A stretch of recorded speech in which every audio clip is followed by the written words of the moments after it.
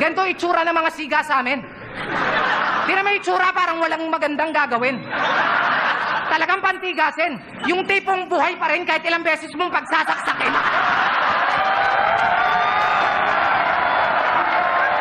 Kaya alam na namin na yung pagiging Snoop mo, lie yun.